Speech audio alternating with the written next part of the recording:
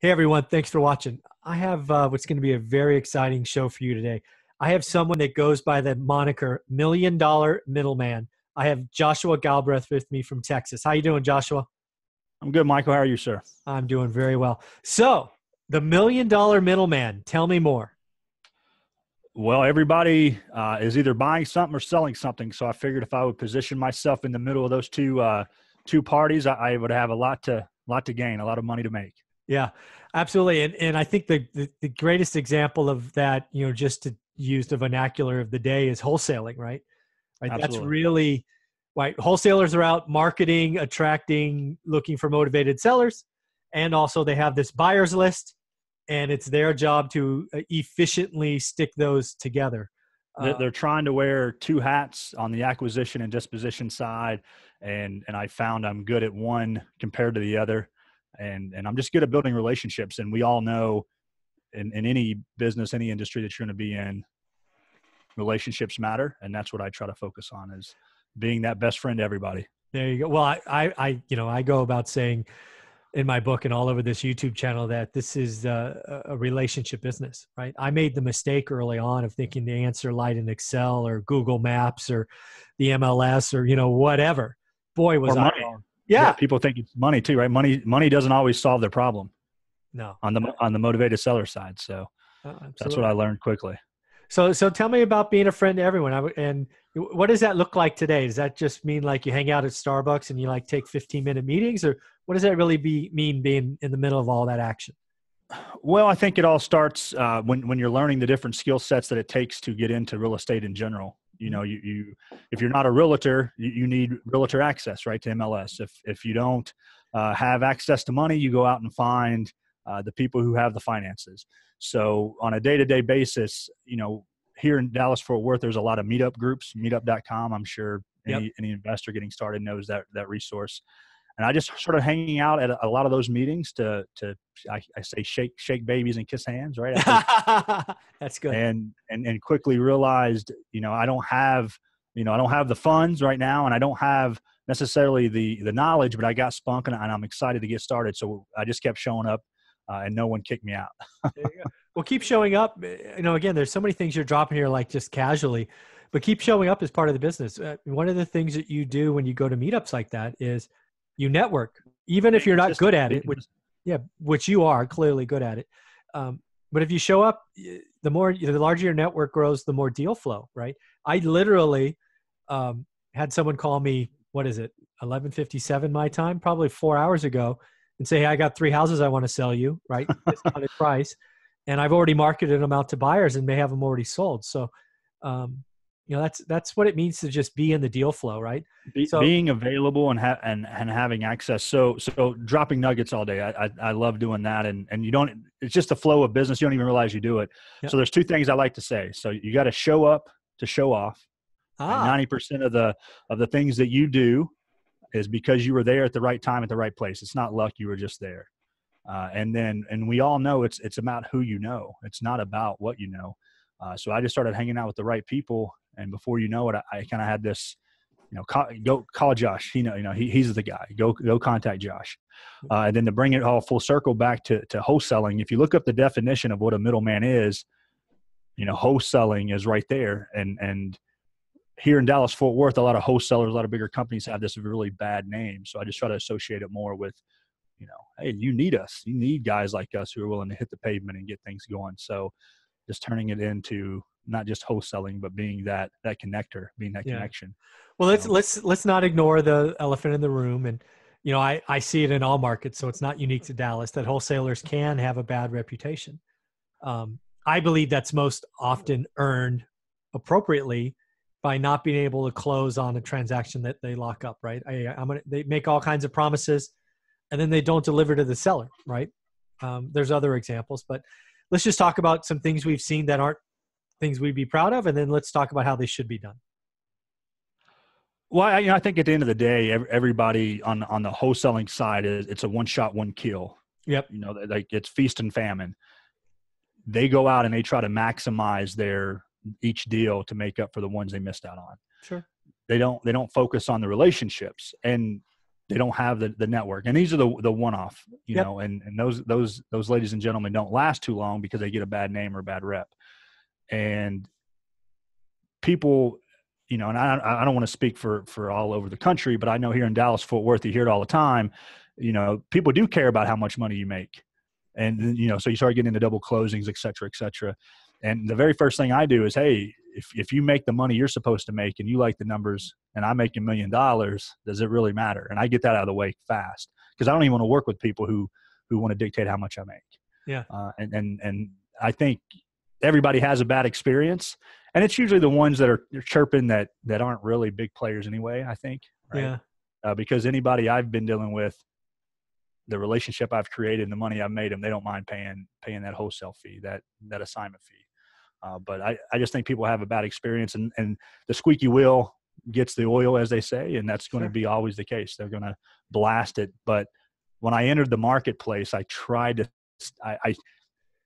so hard to stay away from that idea of being a wholesaler. Yeah. That's where I kind of created, well, I'll make it a very attractive thing. You know, $1 million. Who doesn't want $1 million? Let me go talk to that guy. Yeah, I want to talk to the $1 million middleman. Yeah, and again, exactly. Branding, just simply branding yourself as the middleman is kind of genius, right? Because the middleman's been known forever, right? It's part of business vernacular. Part of the process, yes. Yeah, and anytime you're part of the process and you're adding value, you're supposed to be rewarded. So it's a genius move, right? Well, thank you. Yeah, I put a little thought into that. You got one. Congratulations. Appreciate it. Point for you. Well, and like you said, and to your point, the videos that you're making for YouTube, it's about branding and putting yourself out there. You know, I've been in business with doing other things for a very long time, so I always wanted to get into real estate, but you don't know what you don't know, so you go out there and you call yourself a wholesaler, and the first 3 people are like, "Oh, shame on you! We don't work with you." So okay, if you have the money, I need to figure out a way to get to you. So you know, branding and there you go. Very strong. Well, let's give a couple examples about Joshua the middleman, right? You know, some of the deals. Talk about what you're doing in the business today, just to sort of level set what you got going on. Absolutely. So again, our very first deal that we did as a individual business, a one-man show, we took a deal down in Dallas next to Love Field, very desirable area. Okay. We got such a great deal on it, and we were going to be fixing flippers. Right? We were going to make a ton of money, just killing the cash. But it didn't start out that way. We wanted to wholesale it. We wanted to definitely get other investors involved. The numbers just didn't work for them. So after pitching it to all the so-called buyers out there, excuse me, all the cash buyers, no one wanted to touch it. But the numbers look so good. So fast forward, we're going to take it down. We went and found money, you know, really good rates. And we were in over our head fast. We hired a turnkey GC, and they did their part. But once you're in a boat with a GC, you get so far out there, you got to just keep feeding the machine to get the turnaround.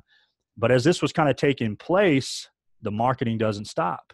Yeah. So we started getting more leads, more deals, and I quickly realized, man, I really enjoy the acquisition side and solving problems. You know, challenges is what I call them, compared to just fix and flipping. Yep.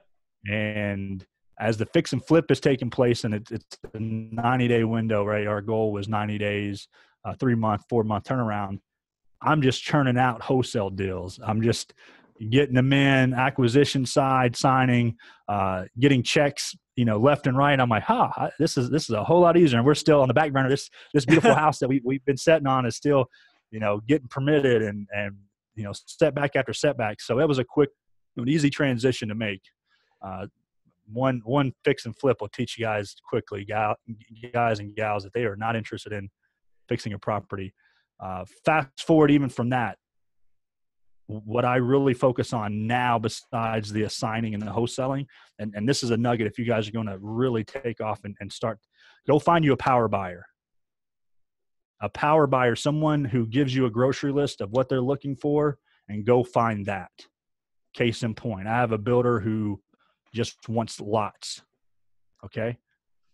His goal was to build 10 houses this year in 2019, his goal. I brought him 18 lots in the first month. He had to go out and get money because he gave me a very specific target and a very specific goal. I knew he was going to buy it if it met the criteria. And I'm telling you guys out there, land, people don't have emotion to land. People do not, it's not their home. It's just land. So you can really clean up on land. So anybody that's listening that's interested, you'll focus on that. That's a great idea. I mean, two things. First off, the notion of a power buyer, genius, right? Getting that grocery list, genius. And then the other one, just looking for builders, right? I mean, I'm just thinking to myself going, well, that's a freaking pretty cool idea. I bet I can go down to the Fresno County, Fresno's just where I invest, and figure out who all the little mom and pop builders are and go see what kind of infill lots they want. They're limited with their capabilities. They're great in their lane, but they need middlemen like us, right? They need $1 million middlemen to bring them those deals, and you don't have to charge them a huge assignment or a huge earnest money down or assignment fee up front. $100, lock the deal up. You're my guy. I'll bring you everything I got, and that's what I've done. And 18 deals later, he's like, okay, Josh, we need to go find me some money. Roger that, right? I'm the middleman. I'll go find you somebody. So. There you go. Oh, you get to double dip on the client. See, I get this middleman idea. Yeah. You bring him the stuff, you bring him the money, and then, ideally maybe you help him sell some stuff later. So. Oh, absolutely. And that's the model that we've set up, because now I've set up a whole system to attract in buyers for these houses. And I get a piece of that too. Genius. Look at you. All right. I'm trying to be like you. Oh, come on now. So how long have you been doing this? It seems like you've been doing this a long time, but maybe it's only been a couple of years. Well, interesting. I've full blown doing this since December. Wow. So you already seem like a seasoned vet in less than a year. Well, my path and journey to this point is a little more unique than most. Okay. Don't want to scare people away. Everybody can do this. That's the one beautiful part. And I will be happy to show you guys some resources to get you started. I started out, I worked for 3 months with a construction company, with a renovation company, because I wanted to learn that side of the business. And I worked with them for free for 3 months. Not bad. Okay. Now, most people can't do that, but I owned other businesses and I sold them. So I had a little bit of money to set on while I was learning. Yep. So I joined this renovation company to learn, because they always say, people screw you out of money and contractors, blah, blah, blah, right? Just like wholesalers, everybody in this game is awful, right? Yeah. So I did that. 3 months into it, I'm like, well, I'm not really interested in the hammering and the nails part of it. We'll just outsource that. Yeah, exactly. Because everything's in finding, right? The acquisition side. Okay. So after that, I joined a group of investors who were selling educational programs. Yeah. I will sell for you if you teach me real estate, was the trade-off. There you go. I sold for 6 months. I sold package after package after package, and I got a chance to sit in on the courses for free. I got a chance to have the mentor for free, and I was making them money, making commission along the way, meeting motivated, starting out investors who wanted to get started. So I got to really learn what their questions were. They became my questions. They became my concerns. They became my points of view to go figure out. Okay. So fast forward those 6 months, I learned, okay, it's time for me to go out and do it. All right. So it wasn't just get in and learn from the first deal. I kind of took it step by step and had a game plan. I just happened to feel comfortable enough to go out on my own. Well, that explains why I sensed there was more experience than, I started in December, right? When you're in my position, you could sort of smell out, you've got 4 months on you, right? You kind of smell that green still. Yes, sir. And you don't have that, right? I checked you out and all of that. So that explains it, right? You got some GC background. You understand at least the vocabulary, the vernacular. The numbers. Yep. Yeah. You understand what it is to do some real estate education and the like. So that makes a ton of sense. Okay. So now you're in the business, just call it January. So you're in a business this year. You just start doing mailers, you doing cold calling, driving for dollars. What do you do in Dallas? Facebook marketing. All right. How and what do you do? Okay. So the very first thing that we did is I went out and found the so-called Facebook experts, as they claim to be. Yeah. And I brought 3 of them in, I interviewed them, and I offered them hey, if you do your thing and let me do mine, we'll split profits. There you go. And I let them go out and be a Facebook genius. That drove leads, and that really kind of got the ball started pretty quickly. I only use Facebook. So I do the chat bots. Yep. I'm sure you guys have heard of that. We post to the groups, and then I use Craigslist to post ads. Are we allowed to give nuggets here? Sure. Yeah. Okay. So when I post on sites like this, I never present myself as an investor. So I'm a single man, but according to my ads, me and my wife are always looking for a beautiful home in that area, in such area, because people want to sell to couples. It's Absolutely. the psychology of it, right? So I post on Craigslist, hey, my wife and I are moving to California. Yeah. And we're looking in this area. We love the neighborhood. We're looking for a great deal, and people want to help couples. Yep. No, absolutely.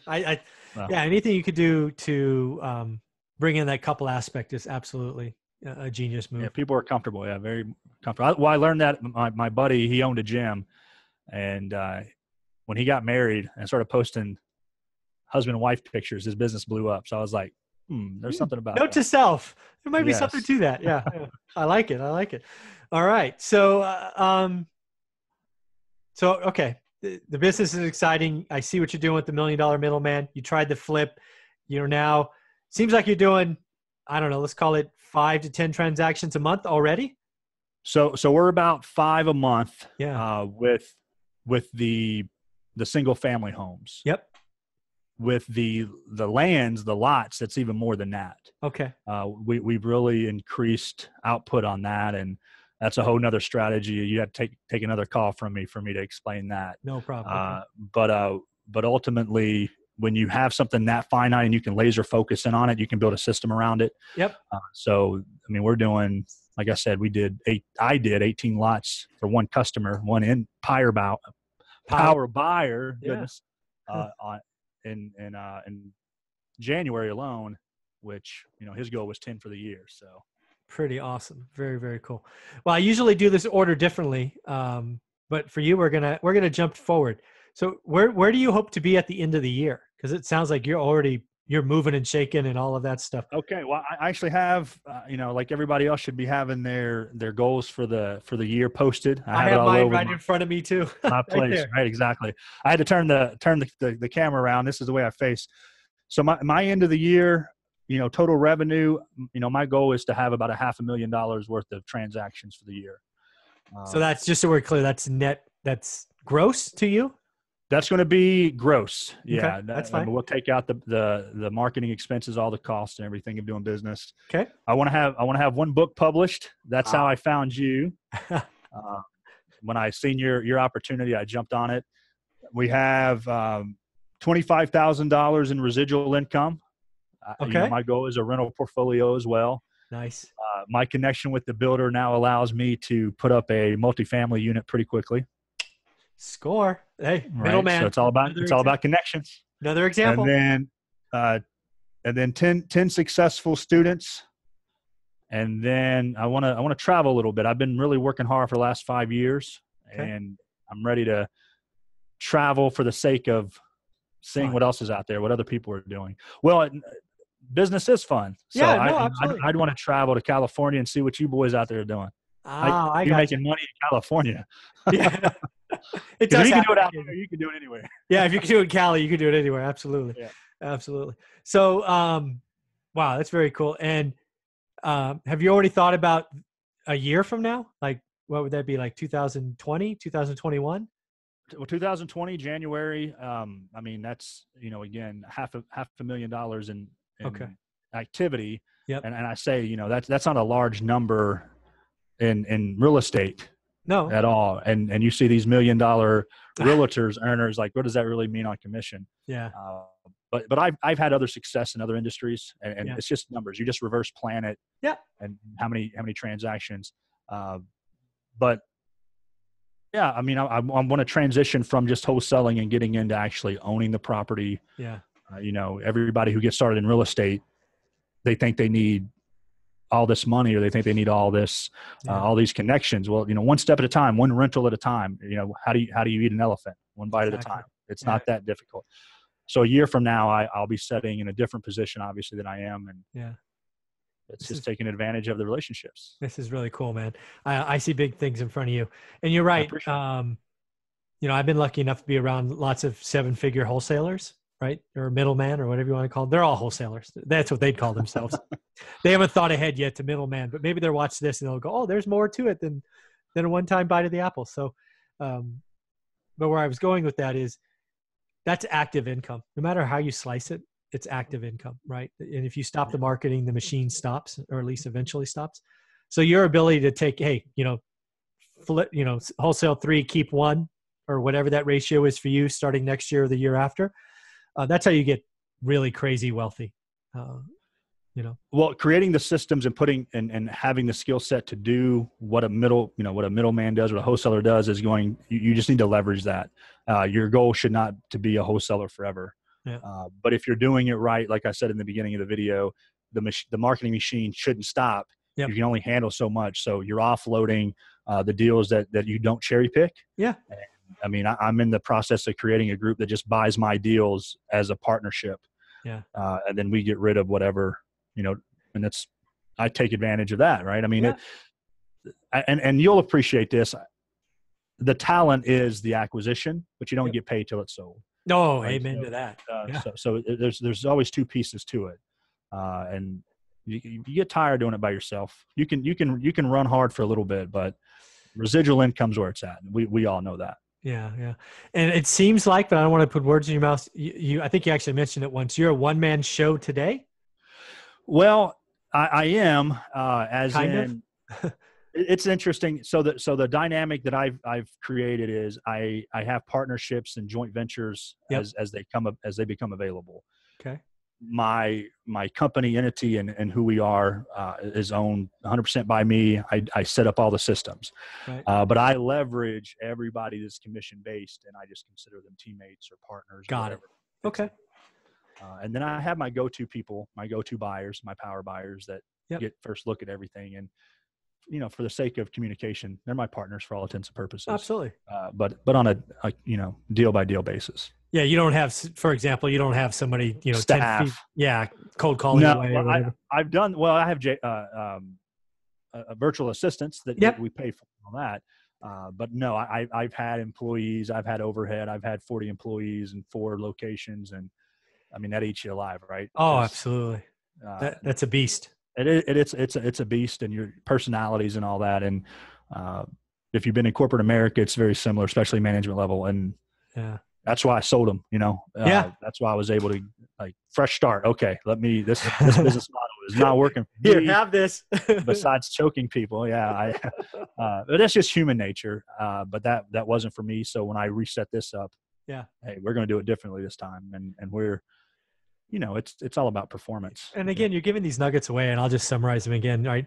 You, in this business, because it is relationship based, the middleman idea, you can pay or reward people commission based, right?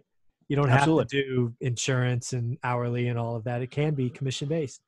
When everybody you run across is just as motivated and they understand the model too. And partnerships can make it go faster, but no one wants the responsibility of the employee. Yeah. Amen to that. That's the biggest question. I mean, I struggled with that. I don't know, probably the first 6 months of being out. I was like, I ran a worldwide team and did all that nonsense. And I'm like, oh, if I'm going to get out and do my own thing, I want to build something. And then the more I looked at it, I'm like, nope, I'm already out. I just want to have some fun. I want to help some people along the way, stay busy and be okay with it. So I'm glad to hear that's okay. Well, I think you have to experience it, because I think the attractiveness and the sexiness of starting a company and owning something. But when, if you don't mind, I'll tell a quick story. Please. So I own gyms. That's how I started. I was in the military for a long time. I got out, I owned some gyms, and I paid a lot of money to my accountant, and every month we would sit down, right? And he would go, okay, Josh, thank you for paying me, right? Very handsomely, appreciate it. And then, all your managers are paid, all your trainers are paid, your overhead's paid, all your bills are paid. Congratulations, you paid Uncle Sam. And then what was left was, barely enough to cover my yeah, my top living ramen. expenses. Yeah. Oh, it was bad. It was rough. And experience, mismanagement, call it whatever you want to call it. You don't know until you get in there. And he's like, we appreciate your taxes, paying everything. And I quickly realized that motto wasn't for me. And I thought it was. I thought that's what I wanted to do, was take care of people. And I would walk out out of my business and look around, and all my general managers had nicer vehicles than I did.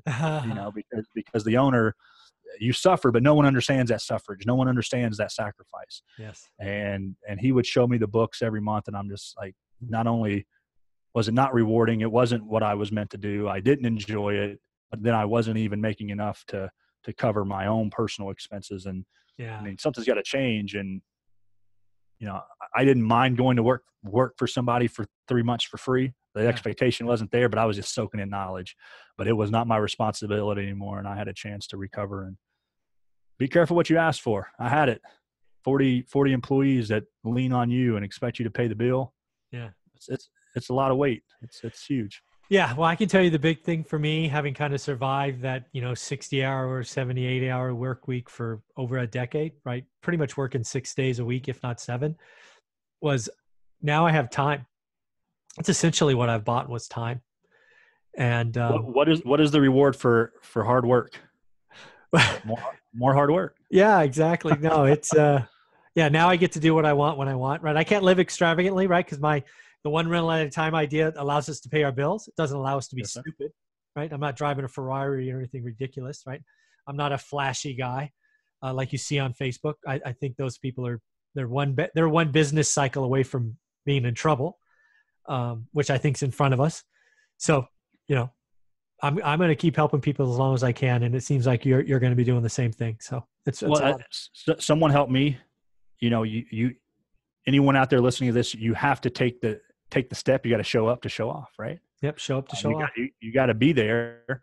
You got to soak in the knowledge, take action, but you can't do it by yourself. And if you're that naive and silly to think you're going to just grab life by the horns, you're going to get ran over.